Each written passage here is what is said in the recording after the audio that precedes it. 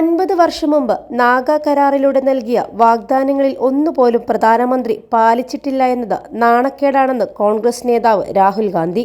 നാഗാലാൻഡിലെ ജനങ്ങളുടെ പ്രശ്നങ്ങൾക്ക് പരിഹാരമില്ലെങ്കിൽ അവരോട് കള്ളം പറയാനുള്ള അവകാശമില്ലെന്നും ഭാരത് ജോഡോ ന്യായ് യാത്രയിൽ രാഹുൽ ഗാന്ധി പറഞ്ഞു. ന്യായ് യാത്രയിലൂടെ 3-ാം ദിവസം നാഗാലാൻഡിലെ ജനങ്ങളോട് സംസാരിക്കുകയായിരുന്നു അദ്ദേഹം. രാജ്യത്തെ മറ്റു പ്രദേശങ്ങളിൽ വികസന പ്രവർത്തനങ്ങൾ നടക്കുമ്പോൾ നാഗാലാൻഡും അസമും മണിപ്പൂരും ഉൾപ്പെടെയുള്ള പ്രദേശങ്ങളിലെ ജനങ്ങൾ അനീതി നേരിടുകയാണെന്നും അദ്ദേഹം കൂട്ടിച്ചേർത്തു.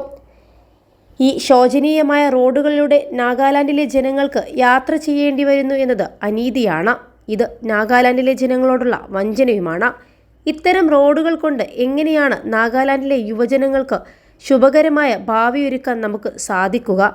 ഇന്ത്യയിൽ ധാരാളം മത്സര പരീക്ഷകളുണ്ട്. ഒരു നാഗാ വിദ്യാർത്ഥിക്ക് ഈ റോഡുകൾ താണ്ടി ആ പരീക്ഷ എഴുതേണ്ടി വരുമ്പോൾ അതെങ്ങനെ ന്യായമാകും? വീട്ടിൽ വൈദ്യുതി ഇല്ലാത്ത ഒരു നാഗാ വിദ്യാർത്ഥി എങ്ങനെയാണ് വൈദ്യുതിയുള്ള വീട്ടിലെ കുട്ടികളുമായി മത്സരിക്കുക?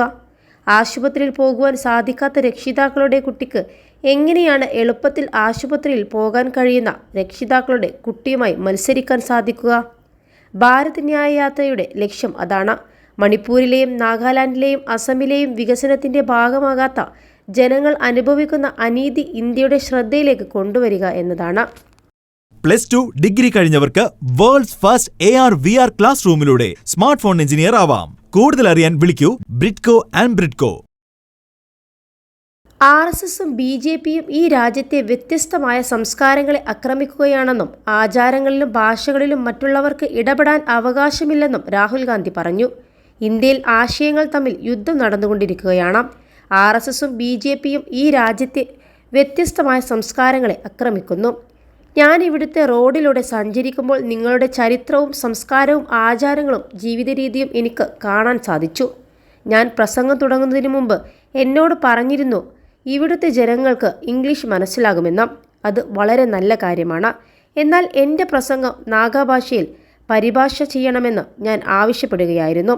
നിങ്ങൾ സംസാരിക്കുന്ന ഭാഷ ഇതാണ്, അതിനെ ഞാൻ ആദരിക്കേണ്ടതുണ്ട്.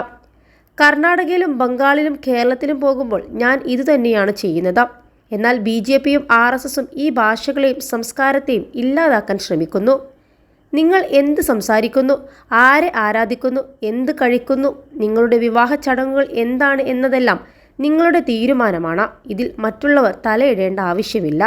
ഇന്ത്യൻ പൗരൻ എന്ന നിലയിൽ എൻ്റെ കടമയാണ് ഇതിനെയെല്ലാം ബഹുമാനിക്കുക എന്നത്. 21 ലക്ഷത്തോളം സന്തുഷ്ടരായ ഉപഭോക്താക്കളും 2 ലക്ഷത്തോളം തിമിര ശസ്ത്രക്രിയകളും പൂർത്തിയാക്കിയ മലബാറിലെ ഏക കണ്ണാശുപത്രി അൽ സലാമ ഹൈ ഹോസ്പിറ്റൽ റോഡ് പെരിന്തൽമണ്ണ.